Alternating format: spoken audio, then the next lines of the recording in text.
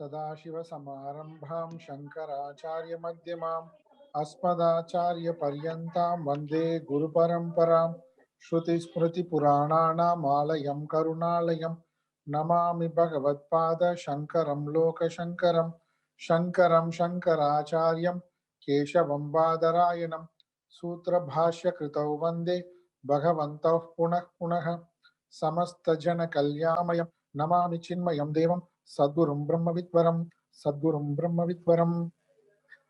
गीता ध्यान श्लोकम சேர்ந்து சொல்லலாம்.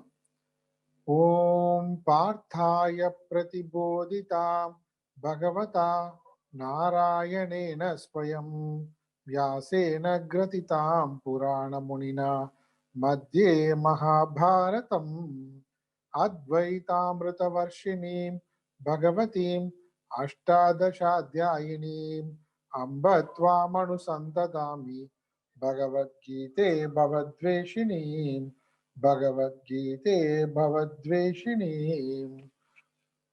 நம்ம ரெண்டாவது அத்தியாயத்துல 50வது ஸ்லோகத்துல படிக்கலாம்.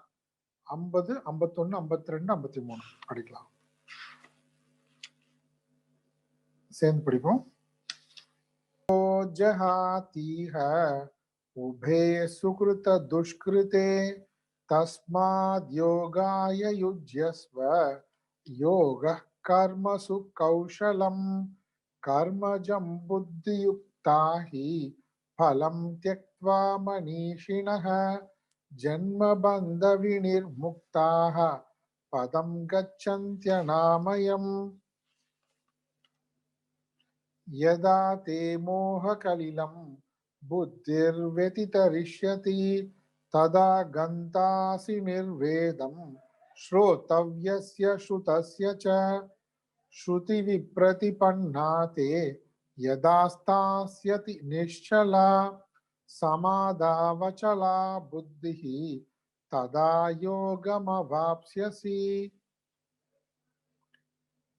சரி, இது அர்ஜுனோட கேள்வி இருக்கு இல்லையா? முதல்ல இந்த 3 பாடலுக்கு 50ல இருந்து நம்ம ஒரு தடவை பார்த்துட்டு மறுபடியும் இந்த கேள்விக்கு வரலாம். இங்க கர்மயோகத்தை பத்தி சொல்லிட்டு வரும்போது 50வது ஸ்லோகத்துல சொல்றாங்க, புத்தியுக்தா ஜஹாத் புக்தியுக்தோ ஜஹாதிஹ, கர்ம யோக புத்தியுடன் கூடியவர்கள் சுக்ருத துஷ்கிருத உபே ஜஹாதிஹ, ஜஹாதி கர்மயோகம் புத்தியுடன் கூடி கர்மங்கள் செய்கின்றவர்கள் புண்ணிய பாபங்கள் இரண்டையுமே விட்டு விடுகிறார்கள். சரி, அதை எதிர்பார்த்து கர்ம பலனை எதிர்பார்த்து காரியங்கள் செய்வதில்லை.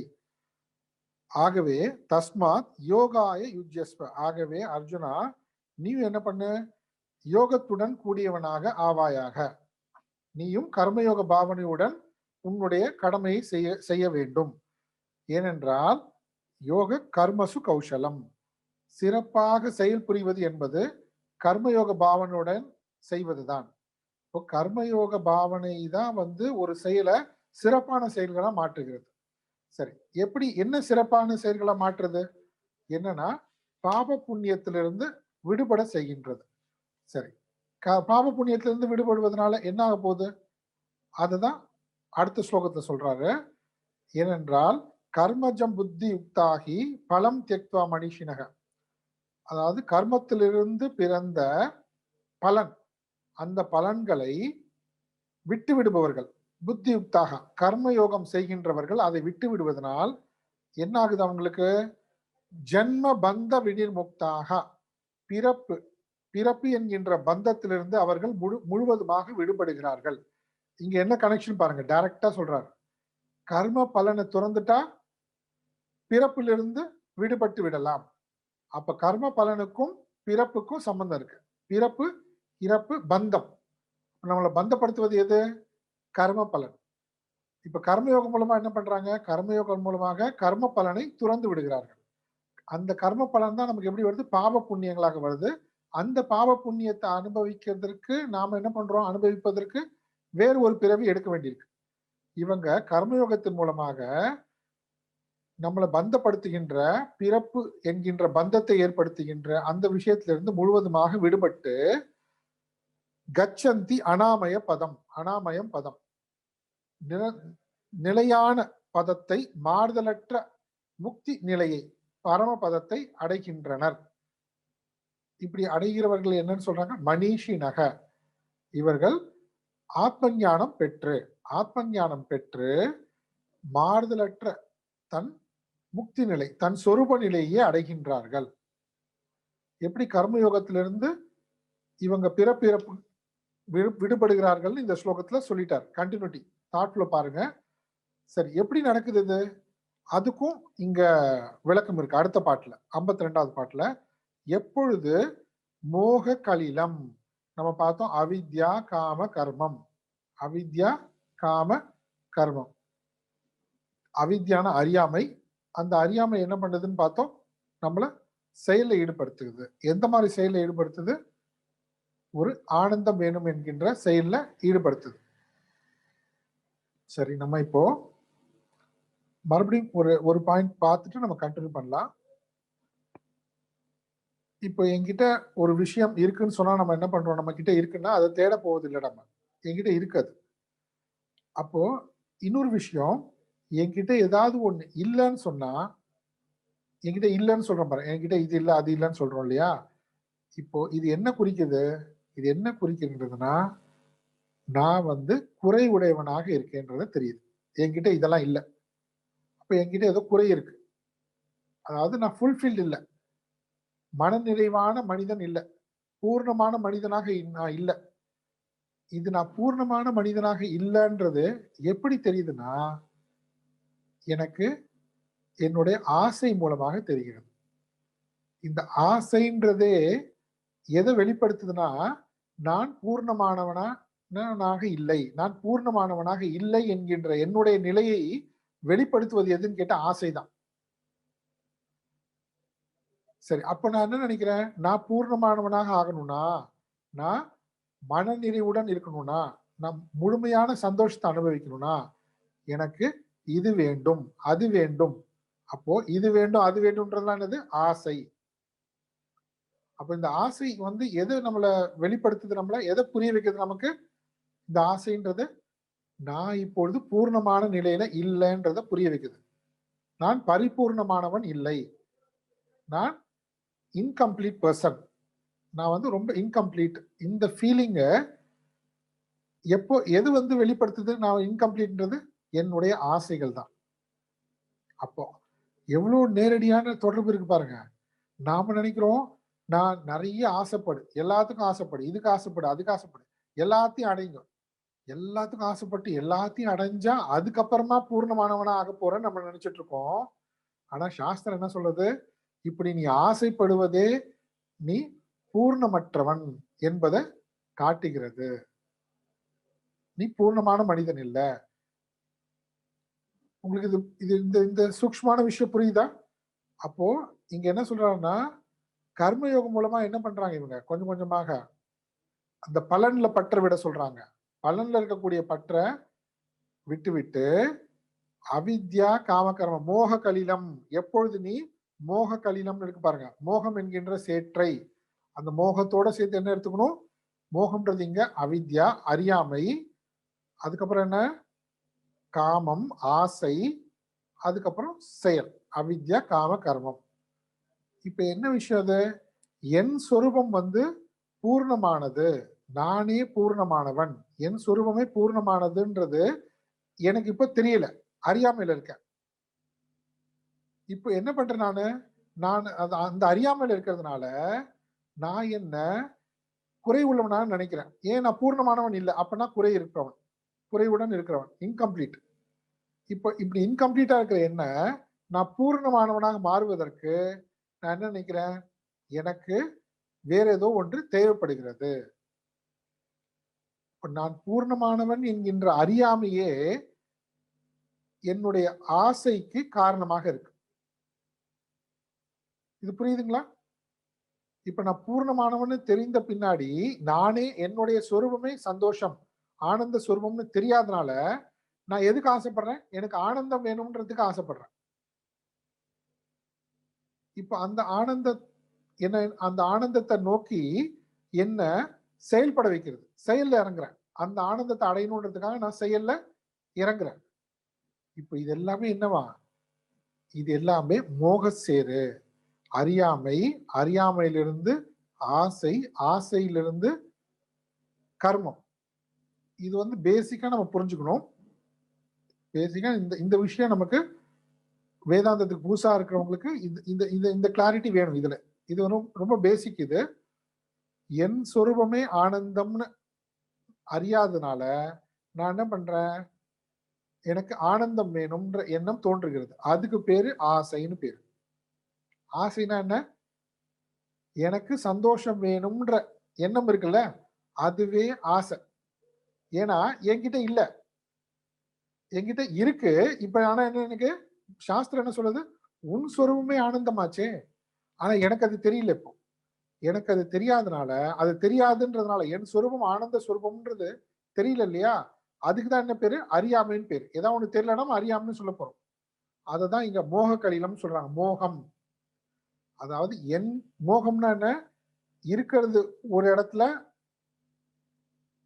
தேடுறது வேற இடத்துல. என் சொரூபமே ஆனந்தம், ஆனா அது தெரியாதனால, மோகத்தினால என்ன பண்றேன், வெளியில போய் ஆனந்தத்தை தேடுறேன். சரி, வெளியில ஆனந்தத்தை தேடுவதற்கு எது காரணமாக இருக்கு, என் சொரூபம் ஆனந்தம் என்கின்ற விஷயத்தில் எனக்கு அறியாமை இருக்கு, அது எனக்கு தெரியல. அந்த அறியாமை என்ன ஆனந்தம் வேண்டும் என்கின்ற நிலைக்கு தள்ளுகிறது. எனக்கு ஆனந்தம் வேணும்னு நமக்கு தள்ளுது இல்ல, எனக்கு தோணுது இல்ல, அதுக்கு பேரு ஆசைன்னு பேரு. அப்ப நான் என்ன பண்றேன், அந்த ஆனந்தம் வேண்டும் என்கின்ற ஆசையை நிறைவேற்றுவதற்கு நான் செயல் புரிகிறேன். இது மூணு ஒரு செயின், ஒரு தொடர். அவித்யா, காம, கர்ம. அறியாமை, அறியாமை எதை பற்றின அறியாமை, அறியாமையினே எனக்கு இங்கிலீஷ் தெரியல, தமிழ் தெரியல, சமஸ்கிருதம் தெரியல, அந்த அறியாமை இல்ல. எனக்கு என் சொரூபத்தை பற்றிய அறியாமை. என் சொரூபமே ஆனந்த சொரூபம்ன்றதுல அறியாமை இருக்கு. அந்த அறியாமை, என் சொரூபத்தை பற்றிய அறியாமை என்ன பண்ணுது, ஆனந்தம் வேண்டும் என்கின்ற எண்ண வைக்கிறது, என்ற எண்ணத்தை தூண்டுகிறது. அதுக்கு பேர் ஆசைன்னு அர்த்தம். சரி, அந்த ஆசையை நிறைவேற்றினால் எனக்கு ஆனந்தம் கிடைக்கும்னு சொல்லி அந்த ஆசையை நிறைவேற்றுவதற்கு நான் செயல் இறங்குறேன். சரிங்களா, இது எப்படி மோகம் பாருங்க. இது என்ன மோகம், அது என் சொரூபமே ஆனந்தம், ஆனா அதை விட்டுட்டு நான் என்ன பண்றேன், வெளியில போய் இல்லாத இடத்துல நான் தேடிட்டு இருக்கேன் நித்தியமான ஆனந்தம். இதுதான் எப்பொழுது நீ இந்த சேற்றை நீ கிடைக்கிறாயோ, புத்தி வெதித ரிஷ்யதி ததா கந்தாசி நிர்வேதம். அப்பொழுது உனக்கு என்ன ஏற்படுகிறது, ஸ்ரோத்தவ்யஸ்ய ஸ்ருதஸ்யச்ச அப்படின்னா என்ன அர்த்தம்னா, இந்த வெளி உலக விஷயங்கள் உண்மையான நிரந்தரமான ஆனந்தம் கொடுப்பவைகள் அல்ல. இந்த வெளி விஷயங்கள் வந்து நித்தியமான ஆனந்தம் இல்லைன்ற எண்ணம் நமக்கு வருது. ஏனென்றால் மறுபடியும் மறுபடியும் மறுபடியும் என்னோட ஆசைகள் நான் வளர்த்து கொண்டே போய் இந்த உலகத்துல ஏதோ ஒரு பல்வேறு விதமான அனுபவங்களை பெற்று அந்த ஆசைகளை நான் நிறைவேற்றி கொண்டே இருக்கேன். ஆனா எனக்கு என்ன கிடைக்கல, பூர்ணமான ஆனந்தமா கிடைக்கல. அப்போ அதுல இருந்து நமக்கு என்ன வந்துரும், நிர்வேதம். நிர்வேதம் என்ன, வைராகியம் வந்துவிடும். இது நான் தவறான இடத்துல தேடிட்டு இருக்கேன், தவறான இடத்துல தேடிட்டு இருக்கேன். இன்னும் எத்தனை முறை நான் முயற்சி செஞ்சாலும் எனக்கு வேண்டிய நித்தியமான நிரந்தரமான பூர்ணமான ஆனந்தம் கிடைக்க போவதில்லை வெளியில. இது இது இந்த கனெக்ஷன் புரியுதுங்களா? அதனால ஸ்ரோத்தவ்யஸ்ய ஸ்ருதஸ்யச்ச, ஏற்கனவே நான் அனுபவித்த விஷயங்கள் இருந்து எனக்கு நிர்வேதம் வைராகியம் வருகிறது. இனிமேற் கொண்டு அனுபவிக்க போற விஷயம் வெளி உலக விஷயங்கள் வேற எப்படிப்பட்டதா வேணாலும் இருக்கட்டும், அதுலயும் வைராகியம் வந்துவிடும். ஏனென்றால் இதுல இருந்து எனக்கு பூர்ணமான ஆனந்தம் கிடைக்க போவதில்லைன்னு எனக்கு தெரிஞ்சிருச்சு. சரி, இதுதான் அப்போ வெளியில இருந்து கிடைக்க போவதில்ல. அப்போ அந்த மிச்சம் இருக்கிறது என்ன, உலகம் நான். இந்த உலகத்துல எனக்கு இது கிடைக்க போறது இல்லை, ஏன்னா இது வரைக்கும் யாருக்கும் கிடைச்ச மாதிரி தெரியல இந்த உலகத்துல இருந்து. அப்போ இந்த உலகத்தை விட்டுட்டா மிச்சம் இருக்கிறது நான் தானே. அப்போ என்கிட்ட தான் இருக்கு, என்கிட்ட இருக்கா, இது என் சொரூபமாய் வா. சாஸ்திரம் சொல்லுது அது உன்னுடைய சொரூபமேன்னு சொல்லுது. இந்த ஸ்டெப் தான் நம்ம புரிஞ்சுக்கணும். இப்போ 53வது ஸ்லோகத்துல பாருங்க. இப்ப என்ன நடக்குது, வெளி உலகத்துல இருக்கக்கூடிய ஆனந்தம் நித்தியமானது இல்ல. அது தெரிஞ்சிருச்சு இல்லையா? இப்போ வேதங்கள் வேதங்கள் சொல்லும்போது கர்மகாண்டம். கர்மகாண்டம் என்ன பண்ணுது? என்ன பல்வேறு விதமான செயல்கள்ல ஈடுபட வச்சு வெவ்வேறு சுகங்கள், உயர்ந்த சுகங்கள்லாம் உனக்கு கிடைக்கும் பாரு அப்படின்னு நமக்கு என்கரேஜ் பண்ணுது. அந்த சுகங்கள் எல்லாம் அனுபவிக்க சொல்லி. ஆனா நமக்கு இப்ப தெரிஞ்சு போச்சு இல்லையா? இந்த உலகத்துல நான் எந்த மாதிரி செயல்கள் செஞ்சு எந்த அனுபவங்கள் பெற்றாலும் பூர்ணமான ஆனந்தம் கிடைக்க போவதில்லைன்னு தெரிஞ்சிருச்சு. அதனால அந்த கர்ம காண்டம்னு சொல்லி இந்த கர்மங்கள் மூலமாக இந்த உலகத்துல இந்த உலக விஷயங்கள் மூலமாக எனக்கு பூர்ணமான ஆனந்தம் கிடைக்க போவதில்லை அப்படின்றது தெரிந்ததுனால இந்த உலக விஷயங்கள் என்ன சஞ்சலப்படுத்த போவதில்லை. இந்த உலக விஷயங்கள் என்ன சஞ்சலப்படுத்த போவதில்லை. அப்போ இந்த உலக விஷயத்துல இருந்து என்னுடைய மனதை நான் என்ன பண்றேன்? உள்ளிழுத்துக் கொள்கிறேன். ஏன்? அங்கதான் நான் தேடுறது இல்லையே. அப்போனா மனது வெளியில போகல, உலக விஷயங்கள்ல போகல. அப்ப எங்க இருக்கு? யதா ஸ்தாஸ்யதி நிശ്ചலா. தன்னிலையிலேயே இருக்கு. உள்ள போகுது. தன்கிட்டயே இருக்கு. அங்க என்ன ஆகுது? சமாதாவ் அச்சலா புத்திஹி. அப்ப வெளி விஷயங்களை பூர்ணமாக விட்டுட்டு தனக்குள்ளேயே ஆத்மஸ்வரூபத்திடம் ஒன்றி விடுகிறது. அந்த ஆத்மஸ்வரூபத்திடம் ஒன்றி விடுகிறதுன்றதுதான் ததா யோகம் அவாப்சியசி. யோகம் ஒன்றி விடுகிறது. இது புரியுதுங்களா? இப்ப இந்த தாட்ல 50ல இருந்து பார்த்துட்டு வந்தது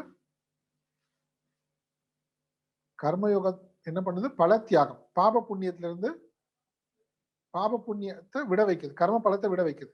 கர்ம பலன் என்ன பண்ணுது? நம்ம பாவ புண்ணியத்தை கொடுத்து பிறப்பை கொடுக்க வைக்குது. இப்ப பிறவி என்ன பண்றோம்?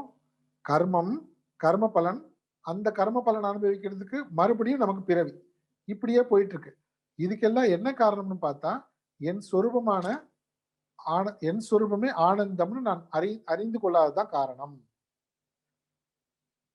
இதுதான் இந்த 53ல சொல்றாரு. இப்ப ஃபைனலா என்ன சொல்ல வந்தாங்கன்னா வெளி விஷயங்கள்ல இருந்து இந்த மனது முழுவதுமாக விடுபட்டு உள் இருக்கக்கூடிய ஆத்மஸ்வரூபத்திடம் ஒன்றி விட்டது. அந்த ஒன்றி விட்டதுதான் சமாதா. நிலை பெற்று விட்டது. சமாதா அச்சலா. அச்சலான சஞ்சலமற்று முழுவதுமாக ஒன்றி விட்ட நிலையில் நிலை பெற்று விட்டது ஆத்மாவிடத்து. இந்த வார்த்தை தான் பயன்படுத்துறாரு. ஸ்தாஸ்யதி நிശ്ചலா சமாதா அச்சலா. இப்ப மனது எங்க இருக்கு? கொஞ்சம் கூட ஒன்றாது உள்ள. எப்ப பாரு வெளியிலே போயிட்டு இருக்கு பாருங்க. வெளியிலேயே ஒவ்வொரு விஷயத்திலேயே போயிட்டு சஞ்சலம் உடையதாகவே இருக்கு. எதுலையுமே திருப்தி அடையாம. இப்ப இந்த கனெக்ஷன் புரியுதுங்களா? இப்போ அர்ஜுனனுக்கு இந்த விஷயத்துல இருந்து கிருஷ்ணர் சொன்ன இந்த விஷயங்கள்ல இருந்து அவனுக்கு ஒண்ணு தோன்றுது. என்ன தோணுதுன்னா, அப்படின்னா இந்த மனது வெளி விஷயங்களை பற்றாமல் இருக்க முடியுமா? அதுவே ஃபர்ஸ்ட் ஆச்சரியம். அப்ப வெளி விஷயங்களை பற்றாம இருக்க முடியும்னா எங்க போய் நிலை பெறும்? இப்ப இந்த மனது என்ன பண்ணுது? புலன்கள் காட்டுகின்ற விஷயங்கள்ல போய் நிலை பெறுகிறது. எனக்கு பிடிச்ச விஷயங்கள்ல போய் நிலை பெறுகிறது. விருப்ப வெறுப்போட ஒவ்வொரு விஷயத்திலையும் போய் நிலை பெறுகிறது. ஒன்றி விட்டது. ஏதாவது ஒரு ப்ரோக்ராம்ல மனசு போச்சுன்னா நேரம் போறதே தெரியல. அப்படியே உட்காந்துருவோம் இல்லையா? சாயந்தரம் ஒரு 6-7 மணில இருந்து 9:30 மணி வரைக்கும் அப்படியே உட்காந்துருவாங்களாம் சில பேர். அப்புறம் அதுக்கு மேல ஒரு குரூப் இருக்கு. 7:30 மணில இருந்து 11:30 மணி வரைக்கும்.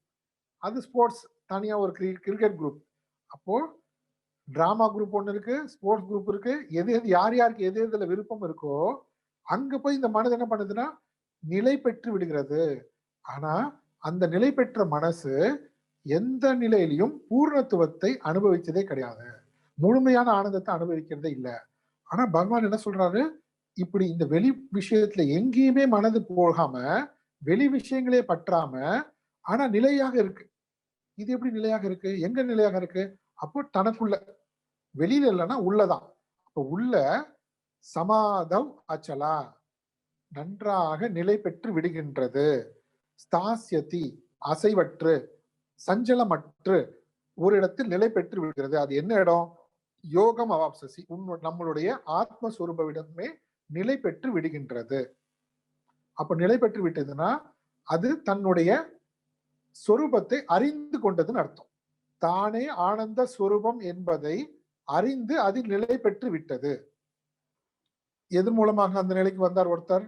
கர்மயோகம் மூலமாக. கர்மயோகம் மூலமாக தகுதி பெற்று மனதையும் புத்தியும் மனதை தூய்மைப்படுத்தி புத்தியை ஒருநிலைப்படுத்தி அப்புறம் குரு கிட்ட ஸ்ரவண மரண நிதித்தியாசனம் இல்லையா, ஞானம் ஆத்ம ஞானத்தை பற்றி கேட்டு மரணம் செய்து சந்தேகங்களை நீக்கிவிட்டு நிதித்தியாசனம் தியானத்தின் மூலமாக ஆத்ம அனுபவம் பெற்றவர்.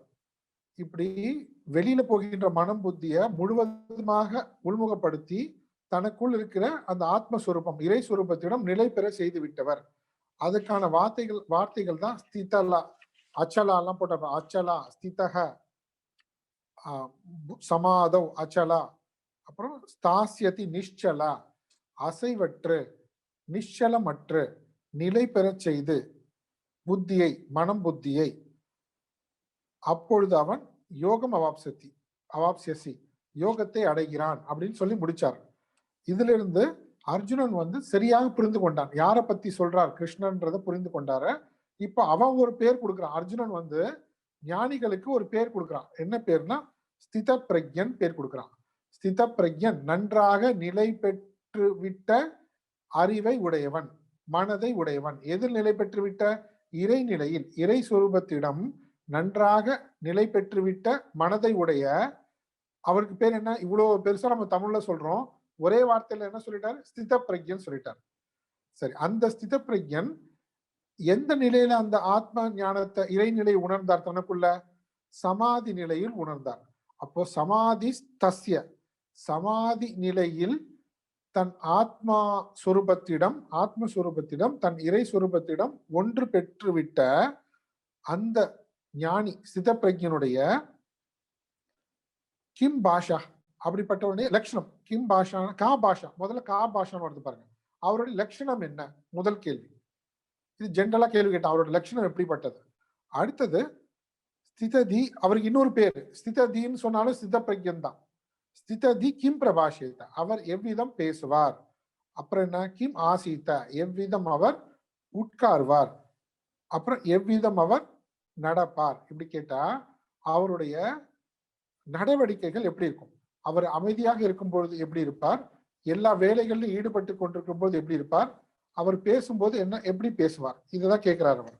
இதுக்கான பதில் சொல்ல ஆரம்பிக்கிறார் கிருஷ்ணர்.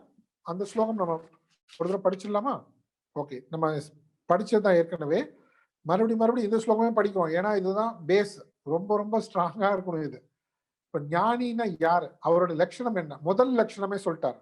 படிக்கலாம் அந்த ஸ்லோகம் மறுபடியும். ஸ்ரீ பகவான் உவாச்ச பிரஜஹாதி யதா காமான் சர்வான் பார்த்த மனோகதான் ஆத்மன் ஏவாத்மனா துஷ்டஹ ஸ்தித பிரக்ஞஸ்ததோச்யதே. சரி, அவருடைய கா பாஷா லட்சணம் என்ன? அடிப்படை லட்சணம் ஞானிக்கு சர்வான் காமான் மனோகதான், மனதில் நிலை பெற்றிருக்கின்ற தோன்றுகின்ற அனைத்து ஆசைகளையும் பிரஜகாத்தி முழுவதுமாக விட்டு விடுகிறான். முழுவதுமாக எப்பொழுது ஒருவன் மனதில் இருக்கின்ற ஆசைகள் முழுவதுமாக துறக்கின்றானோ, விட்டு விடுகின்றானோ, முதல் பாயிண்ட். அடுத்தது என்ன? ஆத்மனியேவ துஷ்டக, தன் ஆத்மாவிடத்து தன் மனதின் தான் தன்னிலேயே ஆனந்தத்தை அனுபவித்துக் கொண்டிருக்கின்றானோ. மனதுக்கு இப்ப ஆனந்தம் என்ன பண்ணுவது? புலன்கள் மூலமாக வெளியில போகும். அந்த வெளியில இருக்கிறது முழுவதும் அனித்யம் இல்லையா, அனித்யம், மித்யா, அசத். இது புரிந்து விட்டது இப்போ இருக்கு. அப்போ இது புரிஞ்சதுனாலதான் அவருக்கு என்ன வந்தது? அங்க கர்மயோகத்தின் மூலமாக நித்திய அனித்திய விவேகம் வந்தது. அந்த விஷயங்கள்ல வைராக்கியம் வந்தது. இப்படி விவேக வைராக்கியம் பூர்ணமாக பெற்று குருவிடம் சென்று ஸ்ரவண மரணம் நிதித்தியாசனம் சென்று அந்த சமாதி நிலையில் அந்த இடத்துல தியானத்தின் மூலமாக ஆத்மாவிடம் இவர் என்ன பண்ணிட்டு இருக்காரு? இப்போ ஆத்மனியேவ துஷ்டக, தன்னில் தானே தன் சொரூப ஆனந்தத்தை அனுபவித்துக் கொண்டிருக்கிறார். எனது தன்னில் தானே தன் சொரூப ஆனந்தத்தை அனுபவித்துக் கொண்டிருக்கின்றார். ஆத்மனியேவ துஷ்டக அப்படின்னா இவருடைய சந்தோஷத்துக்கு இவர் வெளி விஷயம் எதையும் சார்ந்தில்லை.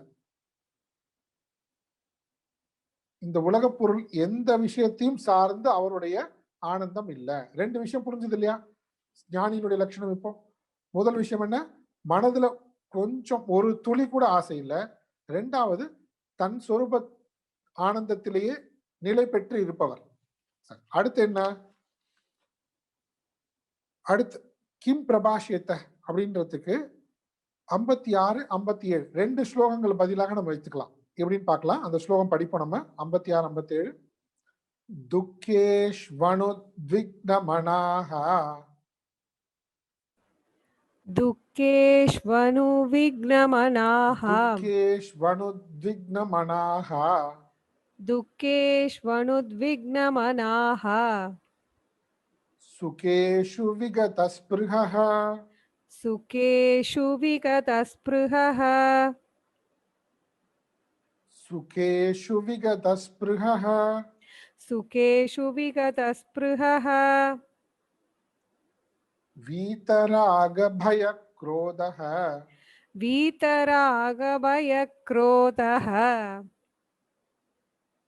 वीतरागभयक्रोधः वीतरागभयक्रोधः स्थितधीर्मुनिरुच्यते स्थितधीर्मुनिरुच्यते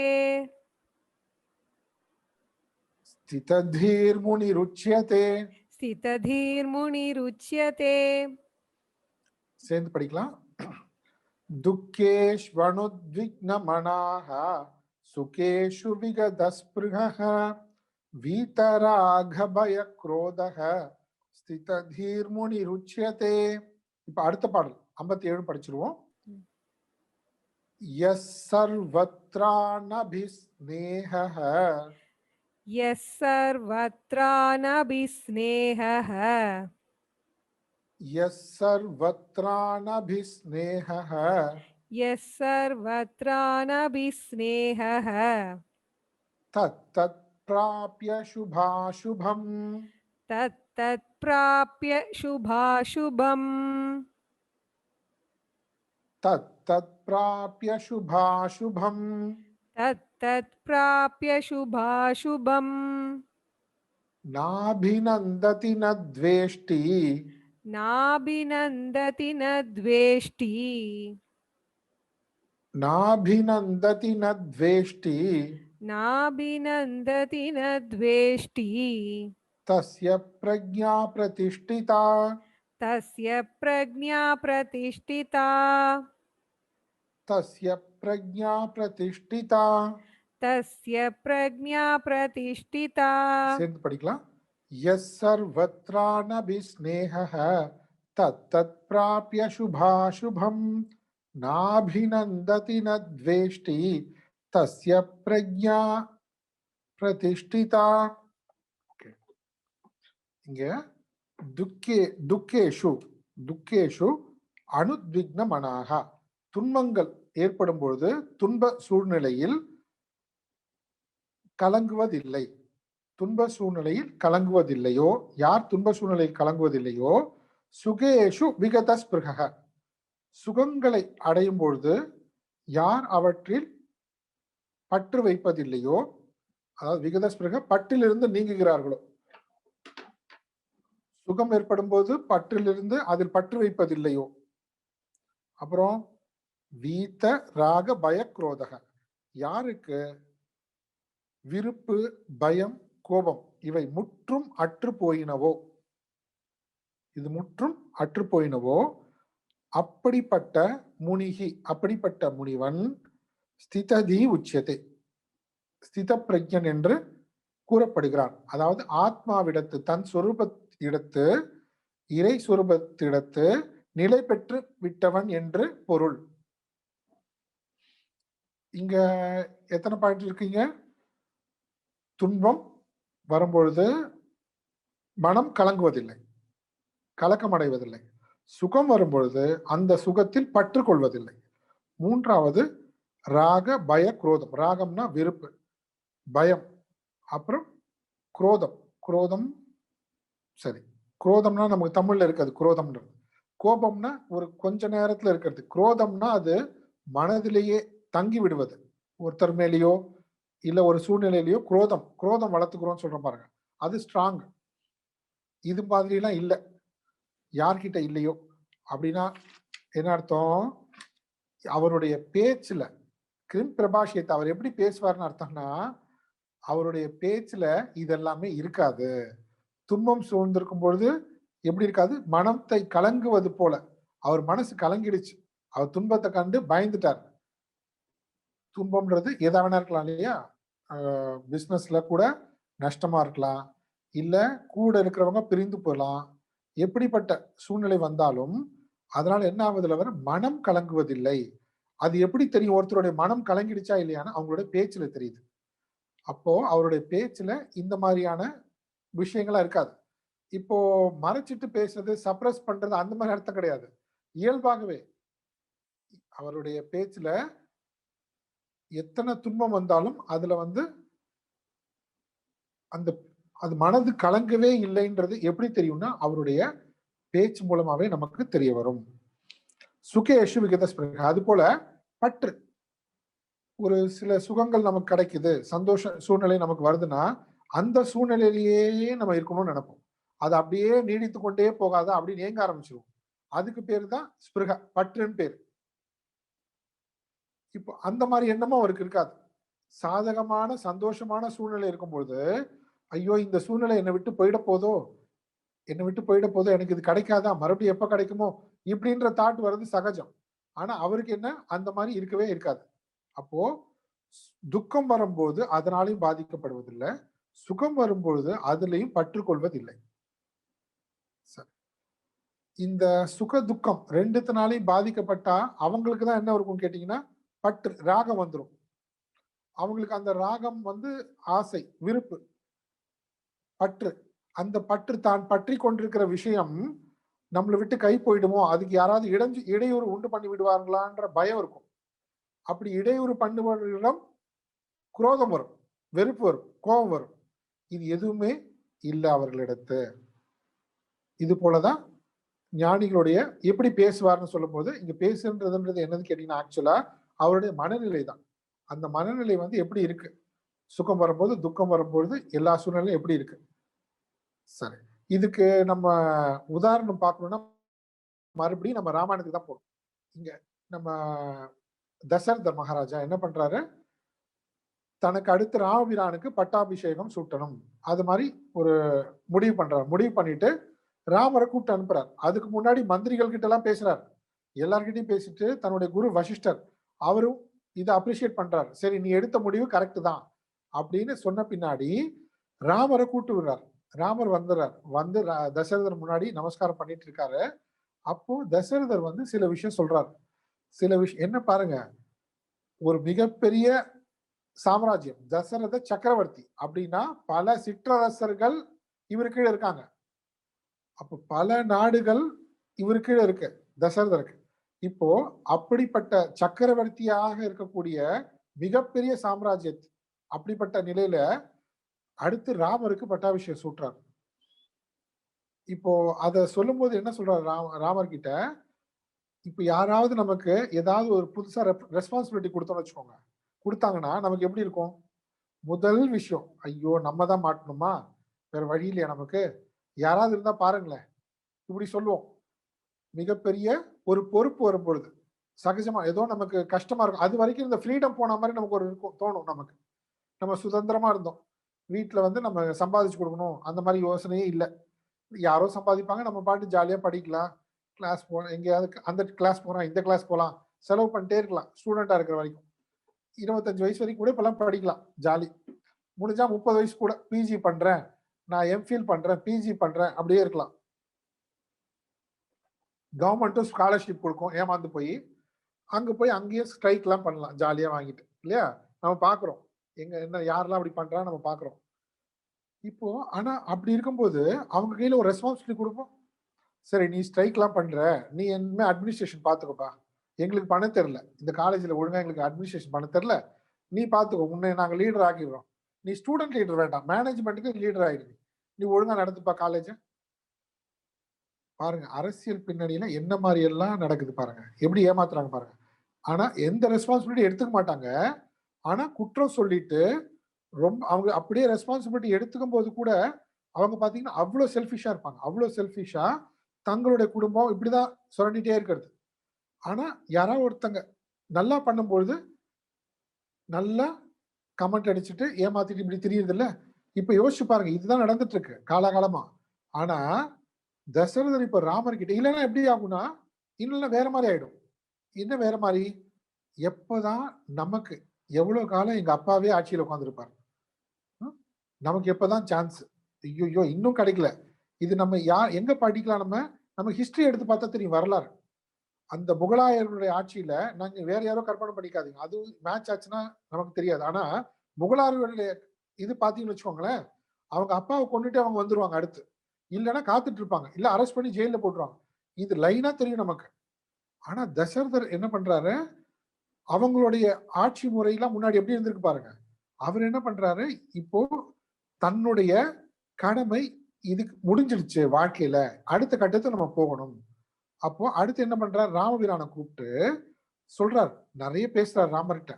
அவருக்கு என்ன பயம்னா, இதான் பார்த்திருப்பார்ல நெறைய பேர் ஊர்ல என்ன நடக்குதுன்னு. இவன் முடியாதுன்னு சொல்லிடுவானோன்னு ஒரு பயம். இன்னும் கொஞ்சம் வருஷம் போட்டும். ஏன் என் தலையில கட்ட பார்க்குற? இப்படி ஏதாவது சொல்லிடுவானோன்னு பயம் இல்ல தசரதருக்கு. அதனால மிகப்பெரிய ஒரு இன்ட்ரோடக்ஷன் குடுக்குறாரு. ராமர்கிட்டயே பேசுறதுக்கு முன்னாடி. நான் ஏன் வந்து உன்ன நான் தேர்ந்தெடுக்கிறேன் தெரியுமா? இப்போ இதெல்லாம் ரீசன் சொல்லிட்டு நெறைய ரீசன் சொல்றாரு. ஆனா, ராமர் எல்லாத்தையும் கேட்டவரு ஒரே டிசிஷன் தான் எடுக்கிறார். என்னன்னா, இது அரசனுடைய ஆணை. இப்ப தன்னை அப்பான்னு நினைக்கல அவரு. இப்ப தசரதன் தன் அப்பா, அவரு எனக்கு குடுக்குறாரு ஆட்சி அப்படின்னு நினைக்கல. இந்த அரசனுடைய ஆணையை ஏற்று நடப்பது இந்த நாட்டு குடிமகனாக என்னுடைய கடமை இது. அப்ப என்ன ஆகல, தனக்கு ஒரு சாதகமான சூழ்நிலை, ஒரு பெரிய பதவி வருது அப்படின்றப்போ, அவர் என்ன பண்ணல, அத பற்றல. அப்பா எனக்கு கிடைச்சிருதுன்னு காத்திருந்தேன் இவ்வளவு வருஷம். இவ்வளவு வருஷம் 60,000 வருஷமா. அவ்வளவு வருஷம் காத்திருந்தேன்னு சொல்லிட்டு, இவரு சந்தோஷப்படல. எனக்கு வந்துருச்சேன்னு சொல்லிட்டு. இதே சூழ்நிலை மறுநாள், ஒரே நாள்ல, ஒரு நைட்ல மாறுது. லைஃபே மாறுது. இப்ப நெறைய பேர் சொல்லுவாங்க, என் வாழ்க்கையே போச்சு. அப்படின்ட்டு உட்கார்ந்திருப்பாங்கல்ல. பிசினஸ்ல லாஸ் ஆச்சோ, இல்லன்னா ஷேர் மார்க்கெட். பாவம் இல்லையா? நம்ம பார்த்திருக்கோம் ஷேர் மார்க்கெட். ஏன் இது வந்து கிண்டல் இல்ல, சிரிக்கிறதுக்கு இல்ல. பாவம் அவங்களுக்கு தெரியல பாருங்க. அதுக்கு ஒரு மிகப்பெரிய முக்கியத்துவம் குடுக்குறாங்க. ஏன்னா, நம்மளே கேள்விப்படுறோம், பேப்பர்ல படிக்கிறோம். தற்கொலை. அப்படியே லைஃபே மாறிடுச்சா, லைஃப்னுடைய சிச்சுவேஷன் மாறுன உடனே அத ஃபேஸ் பண்ண தெரியல. சூழ்நிலை மாறுன உடனே ஃபேஸ் பண்ண தெரியல. ஆனா ராமர் பாருங்க, தனக்கு பட்டம் சூட்ட போறாங்கன்னு சொல்லும் பொழுதும், அப்படியே ஏற்றுக்கொண்டார். எப்படி ஏற்றுக்கிட்டாரு? இது ஒரு அரசனுடைய ஆணை. நான் ஏற்று நடக்கணும். என்னுடைய டியூட்டி இது. முடிஞ்சிருச்சு. மறுநாளைக்கு அதே அரசனுடைய பேர சொல்லி, அப்பா பேர சொல்லிட்டு, அம்மா சொல்றாங்க. கைகேயி சொல்றாங்க. அம்மா. நம்ம சித்தி அப்படின்னுவோம் நம்ம லாஜிக்லாம் பேசி. ஆனா அவங்கலாம் அம்மாவா தான் நெனச்சாங்க. அவளும் மகனா தான் நெனச்சாங்க. அம்மா சொல்றாங்க, இந்த மாரி அப்பா சொல்றாரு, "நீ காட்டுக்கு போணுமா?" இப்ப பாருங்க, இந்த காட்டிலேயே இரு. பரதன் அரசாட்கள் கூட இல்ல. இந்த இந்த நாட்டிலேயே நீ இரு. நீயும் இருந்துக்கோ பரவால்ல. பரதன் அரசன் அப்படி கிடையாது. டோட்டலா இந்த நாட்ட விட்டு போயிடணும். காட்டுக்கு 14 வருஷம். இத சொன்ன உடனே ஒரு ஒரு ராத்திரியில ராமபிரானுடைய வாழ்க்கையே மாறுது. டோட்டல் ஆப்போசிட்டா மாறுது. இதுவரைக்கும் அவரு அவரு எப்பேர்ப்பட்ட அரச குடும்பத்துல பிறந்தவரு. எவ்ளோ லக்ஸுரி, அவ்வளவு ஆடம்பரமான வாழ்க்கை வாழ்ந்திருப்பாரு. அவரு கேட்கலானோ, அவர் கேட்கிறாரோ, கேட்கலையோ அது மாரி தான் இருக்கு. அப்படி வாழ்ந்தவருக்கு அடுத்த நாளே மர உரி தரித்துக் கொண்டு, "நீ காட்டுக்கு போ." அவ்வளவுதான். அப்படி அம்மா சொல்லும்போது அவர் என்ன சொல்றாரு? அம்மா சொல்றாங்க, "இது வந்து அரசனுடைய ஆணை இது. இதுவும் அரசனுடைய ஆணை தான்." அப்பா சொன்னாரு, "அரசன் ஆணை." இத சொன்னா, "ஏன் நீ அவரு சொன்னாருன்னு என்கிட்ட சொல்ற? நீ சொன்னாலே நான் கேட்க மாட்டேனா? நான் நீ சொன்னாலே கேட்பேனே! நீ சொன்னாலே கேட்பேன். ஆ என்னுடைய தம்பிக்கு கிடைச்ச அந்த அரச பதவி எனக்கு கிடைச்சது மாதிரி தானே! இதுல என்ன எங்களுக்குள்ள பேதம்? அவனுக்கு கிடைச்சா என்ன? எனக்கு கிடைச்சா என்ன? அவரு சொன்னா என்ன? நீ சொன்னா என்ன? நீ சொன்னத நான் கேட்க மாட்டேனா? நான் கிளம்புறேன்.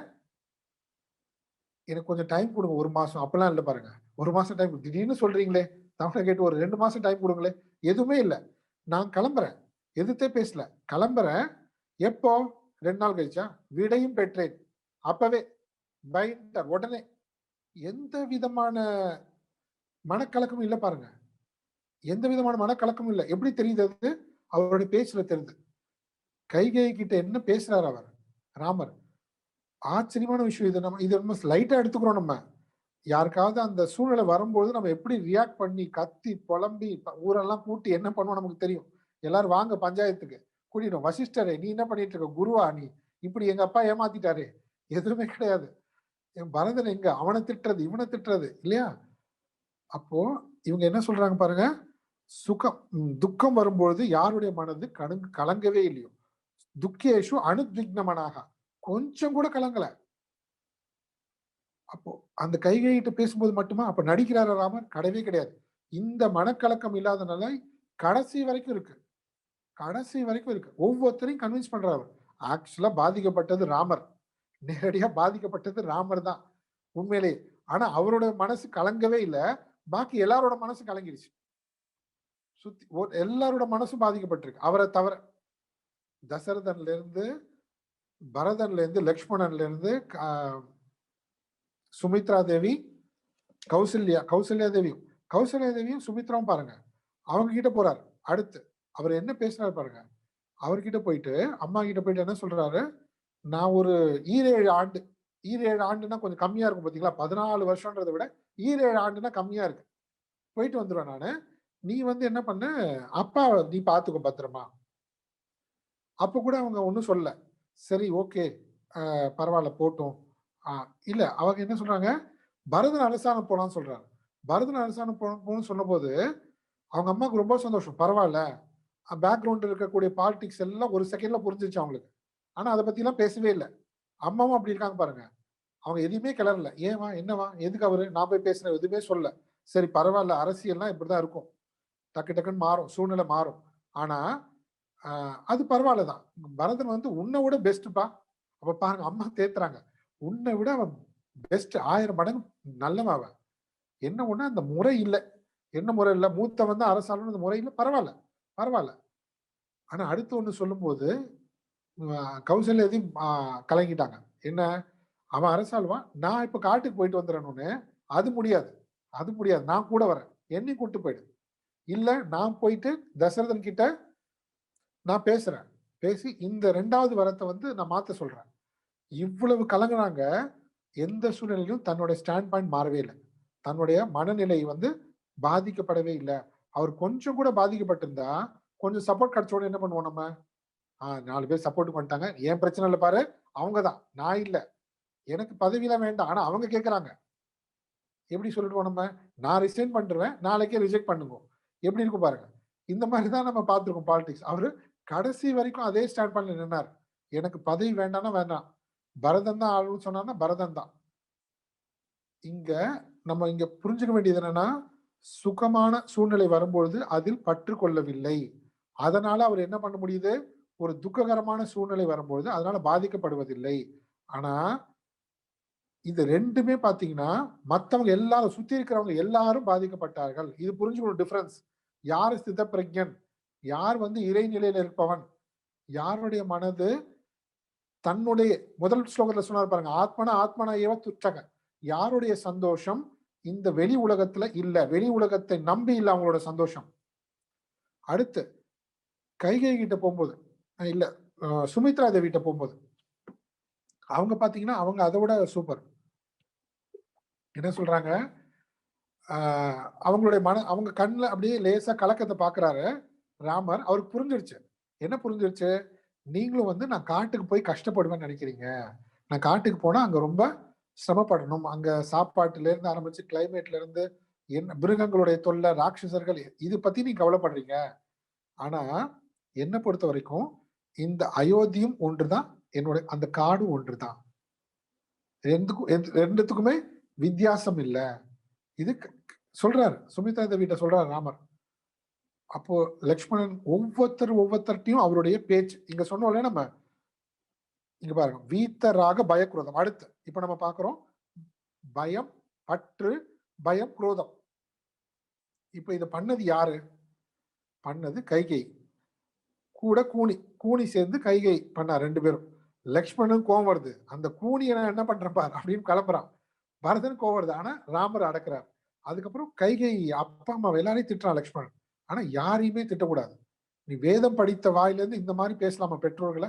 அப்படி சொல்லி லக்ஷ்மணன் நடக்கிறார். எந்த சமயத்திலுமே அவருக்கு என்ன இல்லை, கோபம் கிடையாது. கைகை மேலேயோ கூனி மேலேயோ பரதன் மேலேயோ பற்று இல்ல, பயம் இல்ல, குரோதம் இல்ல.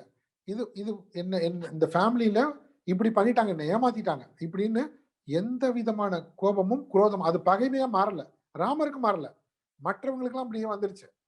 பரதன் கூட திட்டுறான் அம்மாவை, லக்ஷ்மணன் திட்டுறான், அப்பாவை திட்டுறான். ஆனா ராமர் அப்படியே இருக்காரு, எந்த சூழ்நிலும் மாறல. எப்படி தெரியுது நமக்கு? இது கேள்விப்பட்டு போனோமா? மறுபடியும் யுத்த காண்டம் முடிஞ்சு, யுத்தம் எல்லாம் முடிஞ்சு பட்டாபிஷேகமும் சூட்ட போறாங்க. அதுக்கு முன்னாடி, அந்த யுத்தம் முடிந்த முன்னாடி அந்த சமயத்துல மறுபடியும் தசரதர் வரார். தசரதர் வந்து என்ன கேட்கிறாரு ராமர் கிட்ட? மறுபடியும் உனக்கு என்ன வர வேணும்னு கேட்கிறாரு. அவர்னாலதான் எல்லா பிரச்சனையும் மறுபடியும் ஆரம்பிக்கிறாரு, என்ன வர வேணும்? அப்போ ராமர் என்ன சொல்றாரு பாருங்க, குரோதம்ன்றதே இல்ல தனக்கு. இப்பேற்பட்ட தவறு செய்தவர்களுக்கு அவரு சொல்லல தனக்கு தவறு செய்தார்கள். நாமெல்லாம் பேசிட்டு இருக்கோம், பட்டிமன்றம் வச்சு இன்னும் பேசிட்டு இருக்கோம் பட்டிமன்றத்துல. ஆனா ராமர் நினைக்கவே இல்லை.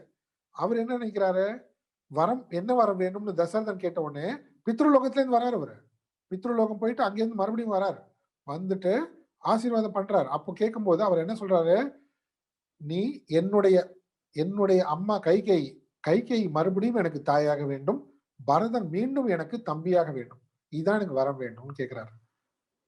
ஏன்னா தசரதன் திறந்துட்டார் ரெண்டு பேரையும். இப்பேற்பட்ட பரதனும் பாவம், அவன் மேல தப்பே இல்லை, ஆனால் அம்மா பண்ண தப்பு. இனிமே பரதன் எனக்கு மகனும் இல்லை, நீ எனக்கு மனைவியும் இல்லை சொல்லிட்டாரு.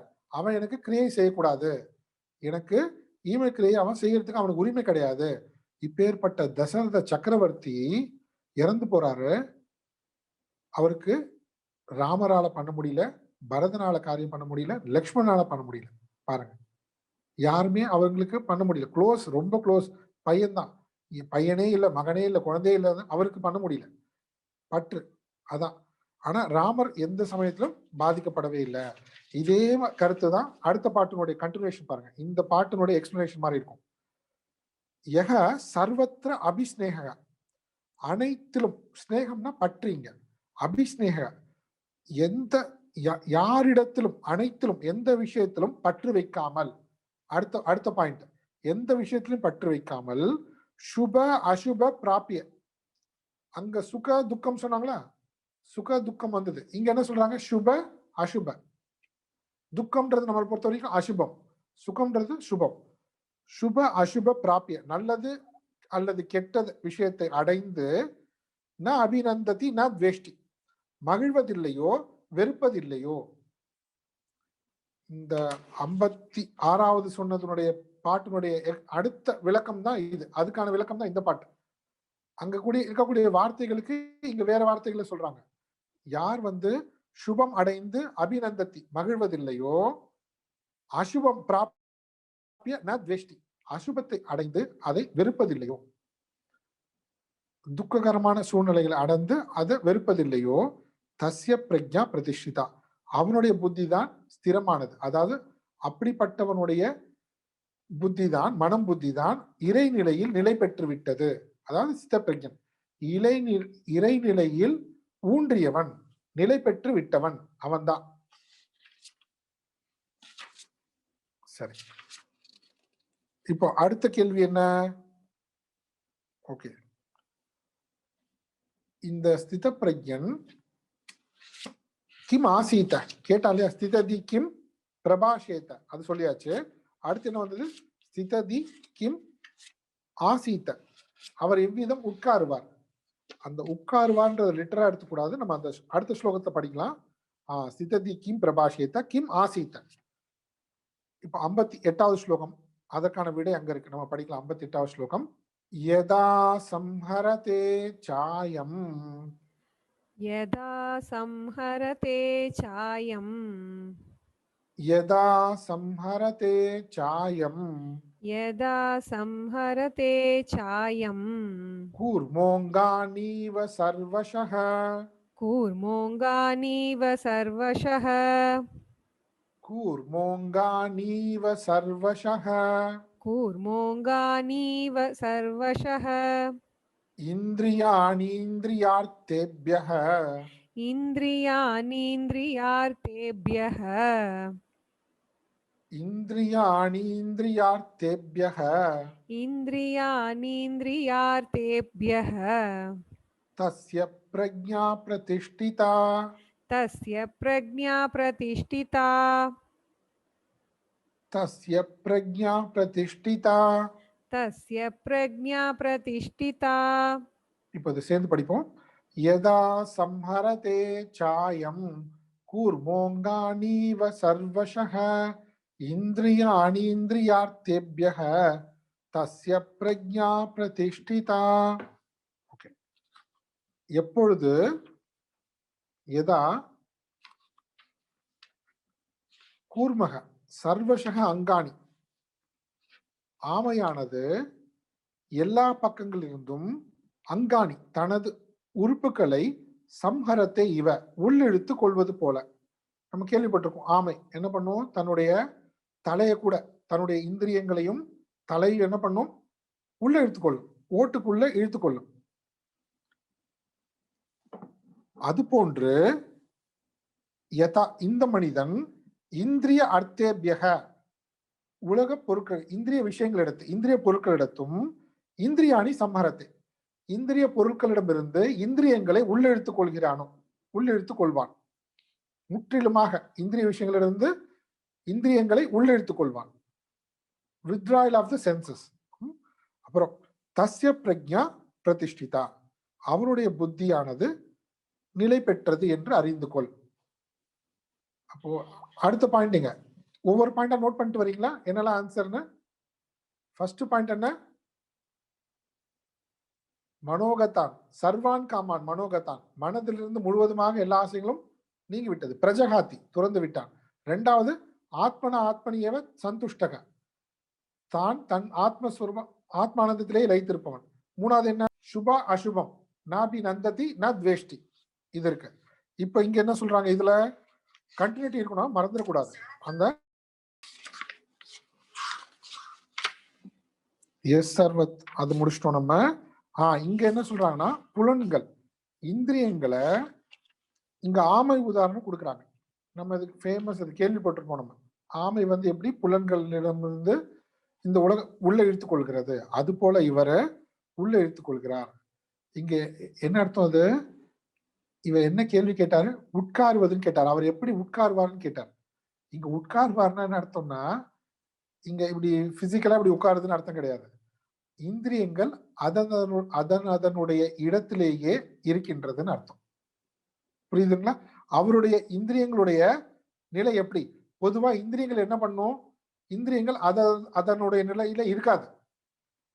நம்ம ஏதாவது ஒண்ணு பண்ணிட்டு இருந்தோம்னா பக்கத்துல அங்கங்க அலைப்பாயும் இல்லையா. நம்ம டிராவல் பண்ணும்போது உட்காந்துருக்கோம், ஏதோ ஒரு விஷயம் பண்ணும்போது என்ன பண்ணும்னா அதனுடைய நிலையில இருக்காது, அது வெளிமுகப்பட்டு போய்விடும். விஷயங்கள் இந்திரியங்களுடைய புலன் இந்திரிய விஷயங்களிடத்து போய்விடும் புலன்கள். ஆனா இந்த ஞானியினுடைய எப்படி இருக்குமா, இந்த ஞானியினுடைய புலன்கள் அந்தந்த இடத்திலேயே நிலை பெற்றிருக்கும். இந்த இந்திரிய விஷயங்கள் அந்த ஞானியினுடைய இந்திரியங்களை எவ்விதத்திலும் தூண்டுவதற்கு சக்தியற்றது. இந்த இந்திரிய விஷயங்கள் அவருடைய இந்திரியங்களை தூண்டி விடாது. ஓகே, இது இந்திரியங்களை பொறுத்த வரைக்கும். அடுத்த நிலையில அவருடைய மனது எப்படி இருக்கும், அவருடைய மனது ஆத்மாவிலேயே நிலை பெற்றிருக்கும். அதாவது இங்க நம்ம உட்காருவதுன்றத இந்திரியங்கள் லெவல்ல பார்க்கும்போது நம்ம என்ன பார்த்தோம்னா, இந்திரியங்கள் வெளிமுகப்படாது, தன்னிலையிலே அப்படியே இருக்கும். எந்த மாதிரியான போக பொருட்களாக இருந்தாலும் அவருடைய இந்திரியங்களை தூண்டாது. அடுத்தது இப்ப நம்ம நம்ம உட்காருவதுன்றதை இங்க என்ன மாதிரி பொருள் எடுத்துக்கணும்னா, அமைதி உற்று இருப்பது, ரெஸ்ட். நம்ம என்ன நினைக்கிறோம், நம்ம ஓடி ஆடி வேலை செய்யறோம், கொஞ்சம் ரெஸ்ட் எடுக்கணும்னு நினைக்கிறோம், கொஞ்சம் அமைதியா இருக்கும் நம்ம அப்படின்னு நினைச்சு அமைதியாக உட்காரோம் இல்லையா. அமைதியாக உட்காருவதை தான், அமைதியாக இருப்பதை தான் அவன் கேட்கிறான். சரி, இப்போ அவருடைய மனது எப்படி இருக்கும், அப்போ மனதும் அமைதி உற்று இருக்கும்னு சொல்லும் பொழுது இங்க நம்மளுடைய அமைதிக்கும் அவருடைய அமைதிக்கும் வித்தியாசம் இருக்கு. என்ன வித்தியாசம் இருக்கு ரெண்டுத்துக்கும்? இப்போ நம்ம வந்து என்ன பண்ணிருப்போம், கம்ப்ளீட்டா ஒரு ப்ராஜெக்ட்ல ஒரு வேலையில ஈடுபட்டு அதுக்கு முழுக்க வேலை செஞ்சுட்டு டயர்டாகி வந்து உட்காந்துருவோம். வந்து உட்காந்து கொஞ்சம் அமைதியா இருக்கலாம். அப்படின்றப்போ என்ன விஷயம்னா, அந்த பேக்ரவுண்ட்ல இன்னமும் அந்த பிரஷர் இருக்கு நமக்கு. இது கொஞ்சம் கவனிச்சு புரிஞ்சுக்கணும். நம்ம மனத அமைதியா இருக்க வைக்கலாம். அமைதியா இருப்போம். ஆனா பேக்ரவுண்ட்ல என்ன இருக்கு? பிரஷர் இருக்கு நமக்கு. மறுபடியும் என்ன பண்ணணும்? நான் வந்து எனக்கு இத பண்ணணும், அத பண்ணணும், இத பண்ணணும். எனக்கு இந்த மாரியான டார்கெட் இருக்கு. இப்படி ஓடணும், அங்க வரணும். இந்த பிரஷர் நம்மள சும்மா இருக்க விடாது. இவருக்கு அந்த அமைதி இருக்கு. இந்த அ ஆனா இவருடைய அமைதி எப்படி? ஸ்திதப்பிரஜ்ஞனுடைய அமைதி எப்படிப்பட்டது அது? இவருக்கு பேக்ரவுண்ட்ல எந்த விதமான பிரஷரும் இல்ல. அப்படின்னா, வாசனைகள் அற்று இருக்குன்னு அர்த்தம். நமக்கு வாசனைகள் இருக்கு. நம்ம அமைதியா இருக்கும்பொழுது கூட அந்த வாசனைகள் அப்படியே இருக்கு. உள்ள அப்படியே கொதிச்சுட்டு இருக்கு. அமைதியா அடங்கி இருக்கு. அது எப்ப வேணாலும் என்ன பண்ணும்? நம்மளுடைய மறுபடியும் நம்மள புஷ் பண்ணும். புடிச்சு தள்ளும். நமக்கு வேற கம்பல்ஷன். நம்ம கம்பல்ஷன்னால ஒரு வேலையில ஈடுபடுறோமே தவிர, வேற வழியே இல்லாம என்ன பண்ணுது? நம்ம வாசனைகள் நம்மள புடிச்சு தள்ளுது. ஆனா அவர் அப்படி இல்ல. அவருக்கு இந்த உலகத்துல செய்ய வேண்டியது எதுவுமே கிடையாது. பிரஷர் கிடையாது. அவரு தன்னுடைய கடமைய செய்கிறாரே தவிர, அவர் எந்த நிலையில இருக்காரோ அதுக்கான கடமைகள சகஜமா செஞ்சுட்டு போறாரு. அவருடைய வாசனைகளை எக்ஸாஸ்ட் பண்றதுக்காக அவர் அந்த கடமையில செய்யல. டிஃபரன்ஸ் புரியுதா 2த்துக்கும்? அவர் வந்து உட்கார்ந்திருக்காரு அப்படின்னா, அவருடைய மனநிலை எப்படி இருக்கு? ஃபர்ஸ்ட் ஆஃப் ஆல் அவருடைய இந்திரிய விஷயங்கள், அவருடைய இந்திரியங்கள தூண்ட முடியாது. 2வது அவருடைய வாசனைகள் அவர உள்ளிருந்து தள்ளுவதில்ல வெளியில. தள்ளுவதில்லை. அப்போ அவருடைய நிலை பாருங்க. அவர் அமைதியாக இருக்காருன்னு சொன்னா, அவர் அந்த சூழ்நிலையிலும் வாசனைகள் அற்று ஆத்மஸ்வரூபத்திடமே ஒன்றி இருக்கிறார்ன்னு தான் அர்த்தம். அவரது கம்ப்ளீட் ரெஸ்ட். அமர்ந்திருக்கிறார்ன்னா, அவர் கம்ப்ளீட்டா உட்கார்ந்திருக்காரு எப்பவுமே. உள்ளேயே உட்கார்ந்திருக்காரு. ஆத்ம இறைநிலையிலேயே அமர்ந்திருக்கிறார். வாசனைகள் இல்ல அங்க. புடிச்சு வெளிய தள்ளுறதுக்கு. இது புரிஞ்சது இல்லையா? கிம் பிரபாஷேத்த கிம் ஆசீத்த. இது வந்து கிம் ஆசீத்தன்னு சொல்லும்போது, அந்த ஆமை உதாரணம் ஞாபகம் வச்சுக்கணும். அந்த ஆமை வந்து எப்படி வித்ட்ரா பண்ணுதோ, அந்த மாரி சகஜமாக இவருடைய இந்திரியங்கள், மனம் உள்முகப்பட்டிருக்கு. உள்முகப்பட்டிருக்குன்னா என்ன அர்த்தம்னா, அந்த வாசனைகள் அவரை எந்த சூழ்நிலையிலும் அந்த மனதையும், இந்திரியங்களையும் வெளிமுகப்பட்டதாக செய்ய முடியாது. ஏன்னா வாசனைகளே இல்ல அங்க. அவர் அதையும் கடந்து ஆத்ம நிலையில நிலை பெற்றிருக்கார். ஓகே. இப்போ உடனே நமக்கு ஒரு கேள்வி வரும். என்ன வரும்? நானும் வந்து இந்திரியங்கள் எல்லாம் அடக்கிட்டு உட்கார்ந்திருக்கோம். அப்ப நானும் ஞானி தானே? நானும் கண்ணை மூடிட்டு உட்கார்ந்திருக்கேன். எந்த வேலையும் பண்ணாம கண்ணை மூடிட்டு உட்கார்ந்துட்டு, அப்படி என்ன பண்ணிட்டு இருக்காரு அவரு? தியானம் பண்ணிட்டு இருக்காரு. என்ன பண்றாரு? தியானம் பண்றாரு அவரு. கரெக்ட் தான். ஆனா என்ன தியானம் பண்றாரு அவரு? இங்க ஞானி தியானம் பண்ணல. டிஃபரன்ஸ் இருக்கு 2த்துக்கும். அவர் உட்கார்ந்து தியானம் பண்ணல. அந்த இறை சொரூபத்திலேயே இருக்காரு அவர். அந்த நிலையிலே இருக்காரு. இப்போ கண்ணை மூடி உட்கார்ந்துட்டு மனதுல நான் பாட்டு அமைதியா இருக்கேன். ஆன்ம சாதனை பண்றேன். தியானம் பண்றேன். இப்படின்னு சொன்னா அவங்களும் ஞானி ஆயிடுவாங்களா? அப்ப என்ன டிஃபரன்ஸ் 2த்துக்கும்? அதுக்கு அடுத்த ஸ்லோகத்துல விடை சொல்றார் பகவான் கிருஷ்ணா. அதை பார்க்கலாம். விஷயா வினிவர்த்தந்தே விஷயா வினிவர்த்தந்தே விஷயா வினிவர்த்தந்தே விஷயா வினிவர்த்தந்தே நிராகாரஸ்ய தேஹினः நிராகாரஸ்ய தேஹினः நிராகாரஸ்ய தேஹினः நிராகாரஸ்ய தேஹினः ரசவர்ஜம் ரசோப்யஸ்ய ரசவர்ஜம் ரசோப்யஸ்ய ரசவர்ஜம் ரசோப்யஸ்ய ரசவர்ஜம் ரசோப்யஸ்ய பரம் திருஷ்ட்வா நிவர்த்ததே பரம் திருஷ்ட்வா நிவர்த்ததே பரம் திருஷ்ட்வா நிவர்த்ததே. பரம் திருஷ்ட்வா சேர்ந்து நிவர்த்ததே படிப்போம். விஷயா வினிவர்த்தந்தே நிராகாரஸ்ய தேஹினः ரசவர்ஜம் ரசோப்யஸ்ய பரம் திருஷ்ட்வா நிவர்த்ததே. இங்க ஆகாரம்னு சொல்றோம் இல்லையா? ஆகாரம்னா விஷயங்கள் எல்லாமே. ஆகாரம்னா உணவு மட்டும் கிடையாது. 5 இந்திரியங்களுக்கு 5 விஷயங்கள் இருக்கு. எல்லாமே ஆகாரம். உள்ள போவது. நிராகாரஸ்ய தேகினக புலன்கள் மூலமாக போக பொருட்களை ஏற்றுக்கொள்ளாத மனிதனுடைய. நிராகாரம்னு அர்த்தம் புலன்கள் மூலமாக புலன் விஷயங்களை இவன் எதுவுமே எடுத்துக்கொள்ளல, ஈடுபடல. புலன் இன்பங்கள் எதுலயும் ஈடுபடாம உட்கார்ந்துருக்கான். நிராகாரஸ்ய தேகினக ஒருத்தன். அப்படிப்பட்டவன் விஷயா வினிவர்த்தந்தே, அப்படிப்பட்டவனிடமிருந்து புலன் நுகர் பொருட்கள் தான் விலகுகின்றன.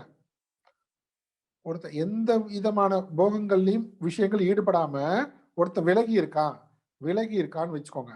அப்படின்னா அந்த புலன்களுடைய புலன் பொருட்கள் தான் அவனிடமிருந்து விலகி இருக்கின்றது.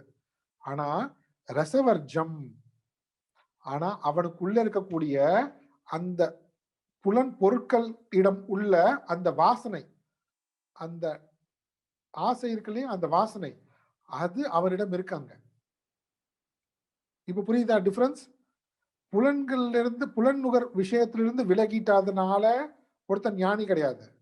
ஆனா ஞானிக்கு எப்படி அவர் புலன் நுகர் விஷயத்திலிருந்து முழுவதுமாக விலகி விட்டார்னு அர்த்தம்னா, அந்த புலன் நுகர் விஷயங்கள் இவரை தூண்டவே விடாது. எப்படி தூண்ட முடியாது?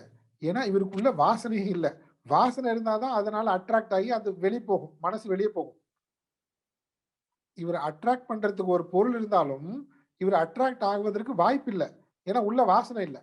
இன்னொருத்தனுக்கு அந்த ஞானி இல்லாத அஞ்ஞானிகளுக்கு வெளியில வந்து விஷய பொருட்கள் இருக்கு. இவர் என்ன பண்றாருன்னா, இல்ல எனக்கு விஷய பொருட்கள்லாம் நான் ஈடுபடுவதில்லை, நான் வந்து எனக்கு எந்த போகங்களுமே நான் ஈடுபடல பாரு அப்படின்னு சொல்லி இவர் விலகி இருக்காருன்னா, அந்த பிசிக்கலா அந்த பொருட்கள் இருந்து இவர் விலகி இருக்காரு. ஆனா இவருடைய மனசுல என்ன இருக்கு? மனதையும் கடந்திருக்கக்கூடிய அந்த ஆசைகள், எண்ணங்கள் வாசனைகளாக இருக்கு. அதுக்கு பேர் தான் ரசம்னு சொல்றாங்க, ரசவர்ஜம். ஆனால் அவற்றில் தங்கியுள்ள பற்று விலகுவதில்லை. அந்த புலன்நுகர் விஷயங்களிடமிருந்து இருக்கக்கூடிய அந்த பற்று இவருடைய வாசனைகளாக இருக்கு, அது இவர்கிட்ட இருந்து விலகல. அது எப்ப விலகும்? அது எப்ப விலகும்னா, அஸ்ய ரசகாப்பி, அந்த வாசனைகள் கூட, அந்த பற்று கூட பரம் திருஷ்டுவா நிவர்த்ததே, அந்த பரம்பொருள் அனுபவம் பெற்ற பிறகுதான் அந்த வாசனைகள் முழுவதுமாக விலகி போகும். சரி, சித்த பிரஜ்ஞ கிம் ஆசீத்த, அவர் எப்படி உட்கார்ந்து இருக்கிறார்? அதுக்கு விட வந்துருச்சு பாருங்க. அவர் எப்படி உட்கார்ந்து இருக்காருன்னா, எந்த விதமான வாசனைகளும் அற்று மனம், புத்தி, இந்திரியங்கள் முழுவதுமே இறைநிலையில் நிலை பெற்று அமர்ந்திருக்கிறார். நடுவுல வாசனைகள்ன்றதே கிடையாது. வாசனையோடு அவர் அமர்ந்திருக்கல. புலனுகர் விஷயங்கள்ல இருந்து முழுவதுமாக விலகி விட்டு அமர்ந்திருக்கிறார் அவர். ஆனா பிசிக்கலா ஒருத்தங்க, நானும் புலனுகர் விஷயங்கள் ஈடுபடலையே, அப்ப நானும் ஞானியா? இந்த ஸ்லோகத்தை படிச்சுட்டேன் நான். இப்போ நான் என்ன பண்ண போறேன்? அப்படியே உட்காந்துக்க போறேன். எந்த காப்பி வேண்டாம் எனக்கு, நாளையில இருந்து இது வேண்டாம் அது வேண்டாம், நான் விரதம் இருக்க போறேன், அப்படி இருக்க போறேன்னு விலகி இருந்தாலும் காலையில 6 மணி ஆனோடனே சரியா தரமா காப்பி வேணாம்னு சொல்லிட்டோமே, சரி விடு எப்படியும் அட்ஜஸ்ட் பண்ணிக்கோ கொஞ்ச நேரம் இப்படின்னு கொஞ்ச நேரம் தள்ளி போடலாம். ஆனா மைண்ட்ல என்ன இருக்கும்? இங்க மைண்ட்ல ஆத்மாவிடத்தில் இல்ல, மைண்ட் எங்க இருக்கு? காப்பியில தான் இருக்கு. காப்பியில தான். சரி, ஒரு 9 மணி 10 மணி காலையில காப்பி விட்டுடலாம். ஆனா 11 மணி குடிப்போம் பாத்தீங்களா, இது அந்த காப்பி நான் இப்ப குடிச்சுக்கிறேன். என்ன பண்ணுவாரு? அதை குடிச்சுக்குவாரு. அப்ப இவரோட மனசு எப்படி அமர்ந்திருக்கு? போகப் பொருளுடைய நினைவோடவே அமர்ந்திருக்கா? அதுல இருந்து கொஞ்ச நேரம் விலகி ரெஸ்ட் எடுக்கிறாரு, அவ்வளவுதான். இவர் விட்டா மறுபடியும் என்ன பண்ணுவாரு? அங்க அங்க போய் அதை அனுபவிப்பாரு. ஆனா ஞானி வேலை செய்யும் பொழுதும், எல்லா விதமான செயல்பாடுகள்ல ஈடுபடும் பொழுதும், அது கலக்கமான சூழ்நிலையா இருந்தாலும், துக்ககரமான சூழ்நிலையா இருந்தாலும் பாதிக்கப்படுவதில்லை, சுகம் கொடுக்கின்ற சூழ்நிலையா இருந்தாலும் பாதிக்கப்படுவதில்லை. அப்பவும் அவரு ஆத்மனியவ சந்துஷ்டக. சரி, அந்த வேலைகள்லாம் முடிச்சுட்டு அமைதியா உட்கார்ந்துருக்காரு. சரி, இவர் வந்து ஞானி இப்ப ரெஸ்ட் எடுக்கிறாரு. பாருங்க, அவர் ரெஸ்ட் எடுக்கல. இப்போ அவர் வேலை செய்யும் பொழுதும் அவர் ஆத்ம நிலையில தான் இருக்காரு.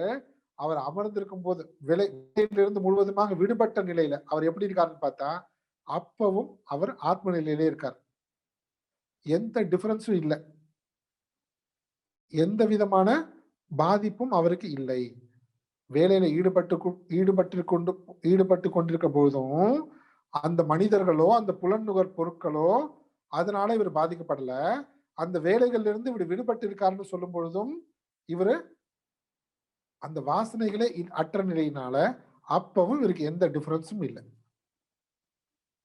ஆனா ஞானியை தவிர மற்றவர்களுக்கு எப்படி வாசனைகள் பிடிச்சு தள்ளுது, போய் ஒவ்வொரு வேலையும் போய் செய்றோம். இத பண்ணு, அத பண்ணு, இத பண்ணு, எல்லா வேலையும் செய்றோம். அங்க செய்யும் பொழுது என்ன? எனக்குன்னு செய்றோம். விருப்பெருப்போட. இது எனக்கு வேண்டும், எனக்கு வேணும், எனக்கு வேணும்னு சொல்லி செய்றோம். அப்புறம் என்ன ஆயிடுது? Physically tired, mentally tired. அதனால கொஞ்ச நேரம் ரெஸ்ட் எடுத்துக்கிறோம் நம்ம. அந்த ரெஸ்டிங் பீரியட் அதாவது நாம ஈடுபட்டிருக்கின்ற வேலையிலிருந்து விடுபட்டு இருக்கின்ற நிலை. இப்ப பாருங்க இன்னும் நல்லா புரியும் நமக்கு. ஒரு ஞானி செயல்பட்டு கொண்டிருக்கும்போது அவருடைய நிலை என்ன? செயலிலிருந்து விடுபட்டு இருக்கும்போது அவருடைய நிலை என்ன? சரி. இப்போ அஞ்ஞானி என்ன? செயல்பட்டு கொண்டிருக்கும் போது விருப்பு வெறுப்போட, பயக்குரோதத்தோட, அதுல இருக்கக்கூடிய சுப, அசுப பலன்களோட அப்படியே ஒன்றி கலந்து போய் அவ்வளவுதான் அவரு. 2 வேற வேற கிடையாது. அந்த ஆர்ப்பாட்டத்துல டயர்ட் ஆயி அந்த வேலையில இருந்து விடுபட்டு இருக்காரு. விடுபட்டு இருந்தாருன்னா, ரெஸ்ட் எடுக்கிறாரு அப்படின்னு சொன்னா, அந்த பிரஷரோடயே உட்கார்ந்திருக்காரு. வாசனைன்ற பிரஷரோடயே போய் உட்கார்ந்திருக்காரு பாவம். இதனால என்ன சொல்ல வந்தாங்க?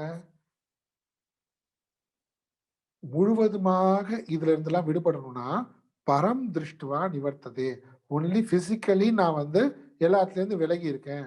இப்படின்னு ஆன்மீகத்தை அறகுறையா தெரிஞ்சுக்கிட்டு, நான் எந்த போகங்களிலும் ஈடுபடுவதில்லை. நான் சாதகன். இப்படி இப்படின்னு சும்மாவே சாதகன்ற நிலைமை கூட கிடையாது. தன்னை ஞானியா கற்பனை பண்ணிட்டு, இப்படி இருந்தா என்ன ஆகும் பாருங்க. இது வந்து உண்மை கிடையாது. எப்போ அவங்களும் பிரஷரோடயே தான் இருப்பாங்க. உள்ளுக்குள்ள அந்த பிரஷர் இருக்கு. வாசனைகள் இருக்கு. அப்போ வாசனைகள் எப்போ போகும்? ரசவர்ஜம் ரசகாப்பி பரம் திருஷ்டுவா நிவர்த்தது.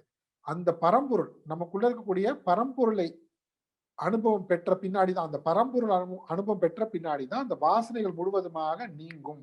அப்படின்னா என்ன சொல்ல வர்றாரு அர்ஜுனன் கிட்ட? நீ அந்த கர்மயோகம் செய்து எந்த நிலை அடையணும்? முழுவதுமாக வாசனைகள் அற்ற நிலை அடையணும். அது எப்ப நடக்கும்? நீ ஆத்ம அனுபவம், மெய்ப்பொருள் அனுபவம் பெறும் வரைக்கும் தான். அந்த மெய்ப்பொருள் அனுபவம் எப்போ கிடைக்கும்? நீ உன்னுடைய மனம் புத்தியை தூய்மை செய்து மன ஒருமுனைப்பாடு பெற்று அதுக்கப்புறமா என்ன? ஸ்ரவண மரண நிதித்தியாசனம். முதல்ல சொன்னாலே கேட்டல், சிந்தித்தல், தியானித்தல். அப்போ அந்த ஞான நிலை அப்பதான் கிடைக்கும். அது அதான் இங்க ரொம்ப ரொம்ப இம்பார்ட்டன்ட். பரம் திருஷ்டுவா நிவர்த்தது. இப்போ அஞ்ஞானி, ஞானி இந்த 2 பேருக்கும் உள்ள டிஃபரன்ஸ். இப்போ நடுவுல இருக்கிறது யாரு? நடுவுல இருக்கிறவங்க மாட்டிக்கிட்டாங்க. யாருன்னு கேட்டா சாதகர்கள். இவரு ஞானியும் கிடையாது, அஞ்ஞானியும் சொல்லலாம் கோபம் வரும் அவருக்கு. என்ன போய் அஞ்ஞானின்ற? நாங்களாம் ஸ்பிரிச்சுவல் பர்சன், ஆன்மீகத்துல இருக்கோம். அப்ப இவருடைய கதி என்ன? அப்போ நீ வந்து வாசனையோட இருக்க, ஆனா உன்னை நாங்க அஞ்ஞானின்னு சொல்லக்கூடாது. நீ வந்து எல்லாத்துலயும் ஈடுபடுவ, உன்னை ஞானின்னு சொல்ல முடியாது. அப்ப என்ன விஷயம்னா, சாதகர்களுடைய நிலை எப்படி இதை ஹேண்டில் பண்றது? ஞானிக்கு பிரச்சனையே இல்லை. ஏன்னா சுக துக்கங்கள் சுப அசுப எதுவுமே அவர் பாதிக்கல. டோட்டலி ஃப்ரீ ஃப்ரம் வாசனாஸ். அவர் முழுவதுமா வாசனை விடுபட்டார். அஞ்ஞானிக்கு பிரச்சனை இல்லை. வாசனையாவது ஈசனையா என்ன வேணா நடந்து போட்டு நமக்கு என்ன? வந்த வரைக்கும் லாபம், எல்லாத்துலயும் அனுபவி. வியாதி வந்தா மருந்து சாப்பிடு, காலி ஆயிடு, அவ்வளவுதான், முடிஞ்சு போச்சு.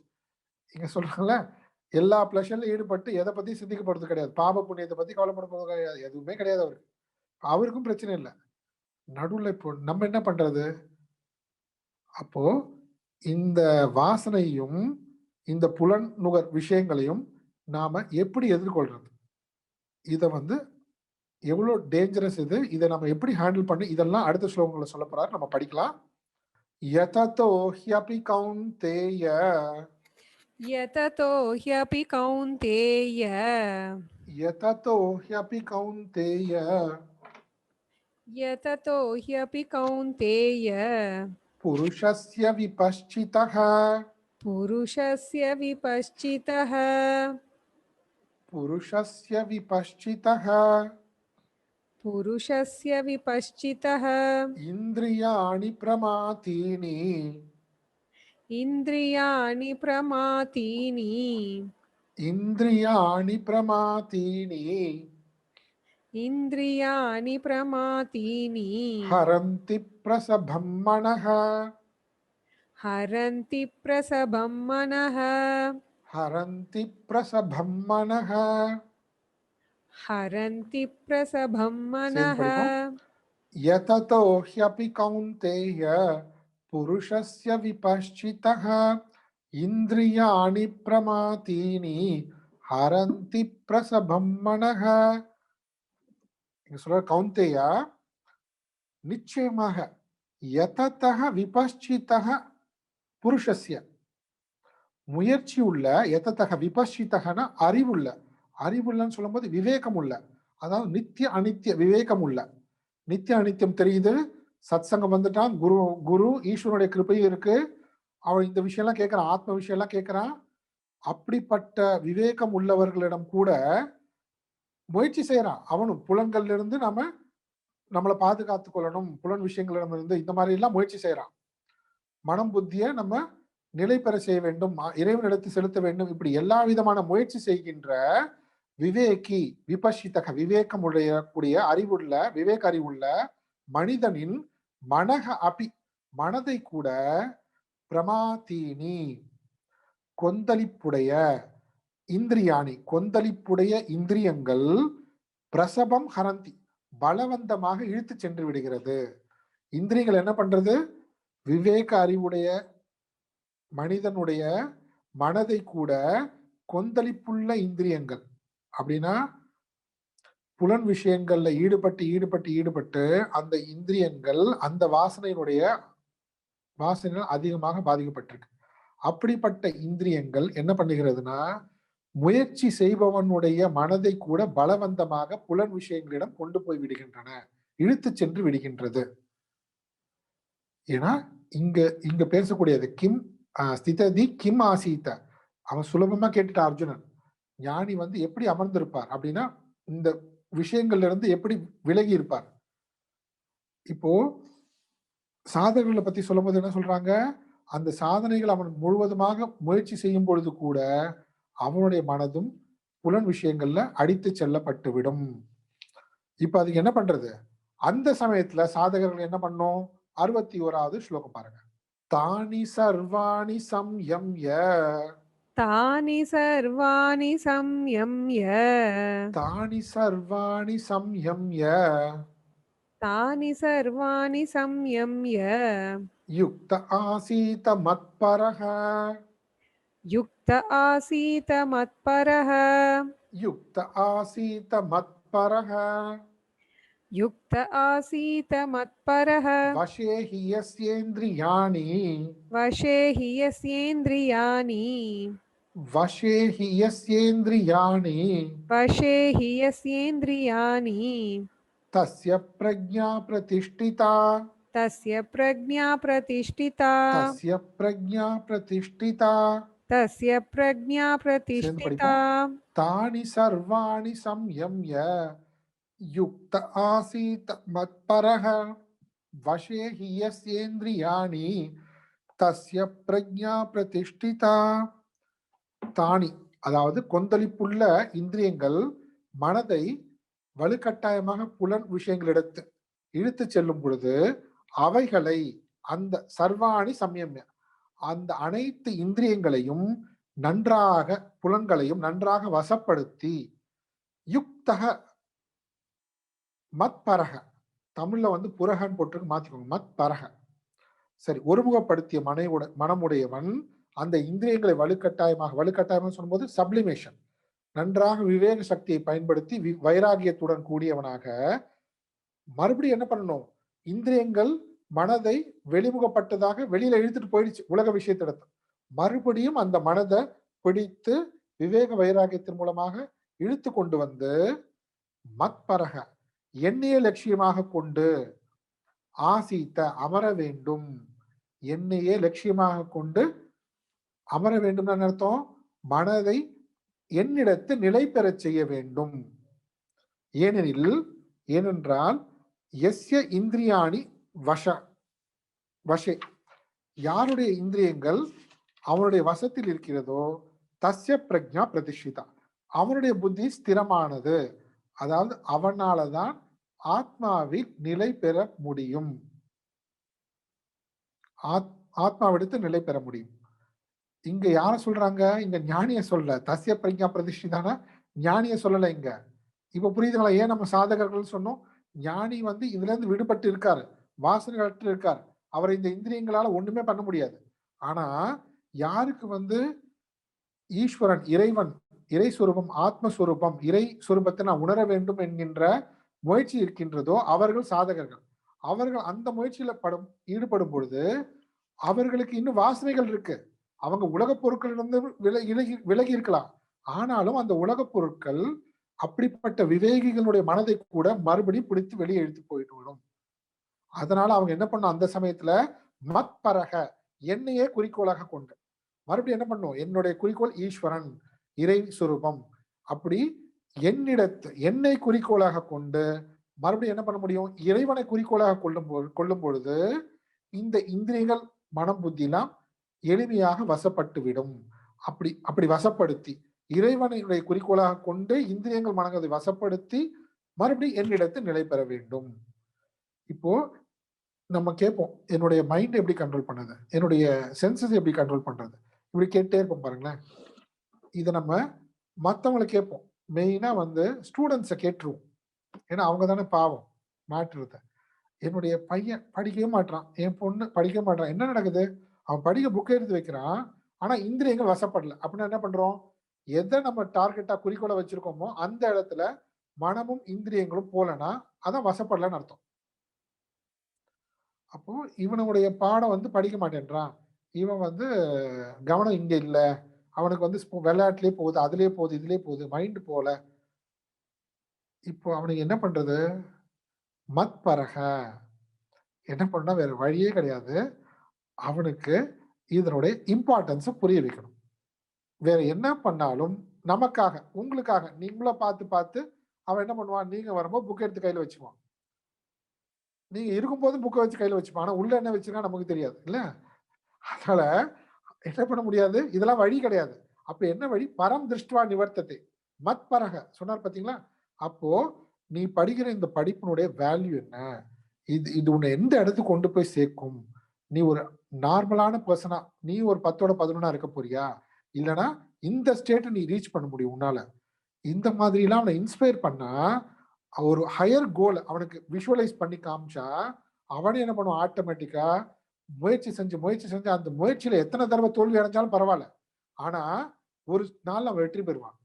ஆனா அவனுக்கு அந்த ஹையர் கோலை காட்டவே காட்டாம, இதை படி, அதை படி, இங்க பார்க்காத, அங்க போகாத, இப்படி சொல்லிட்டே இருந்தா என்ன பண்ணுவான், நம்மள ஏமாத்த ஆரம்பிச்சிடும். அப்போ ஞானிக்கு பிரச்சனை இல்லை, அஞ்ஞானிக்கு கவலையே கிடையாது. நடுவில் மாட்டிக்கிற சாதகர்கள் என்ன பண்ணும், ஹையர் கோல், நம்மளுடைய உயர்ந்த குறிக்கோளை மறுபடியும் நம்மளை ரிமைண்ட் பண்ணிட்டே இருக்கணும். அப்படி மறுபடியும் ஒரு உயர்ந்த குறிக்கோளை காட்டும் போது அந்த உயர்ந்த குறிக்கோளுக்காக இந்த இந்திரியங்களும் மனமும் சுலபமாக வசத்திற்கு வரும். அந்த குறிக்கோள் இல்லாம இந்திரியங்களையும் மனதையும் நீ வசப்படுத்துன்னு சொல்றது நடக்காத காரியம், சப்ரஷன். இப்படி அழகா சாதகர்களுக்கும் வழிகாட்டுறாங்க. ஞானியுடைய லட்சணத்தை சொல்லும் போதே சாதகர்களும் அந்த நிலையை இப்பொழுது எப்படி பயிற்சி செய்யணும் அதையும் சொல்லிக் கொடுக்கிறார் கிருஷ்ணர். நம்ம மறுபடியும் அடுத்த வகுப்புல கண்டினியூ பண்ணலாம். இப்ப நம்ம கன்க்ளூட் பண்ணிப்போம். ஓம் பூர்ணமத பூர்ணமிதம் பூர்ணாத் பூர்ணமுதச்யதே பூர்ணஸ்ய பூர்ணமாதாய பூர்ணமேவாவசிஷ்யதே. ஓம் சாந்தி சாந்தி சாந்தி. ஹரி ஓம் ஸ்ரீ குருப்யோ நமः. ஹரி ஓம்.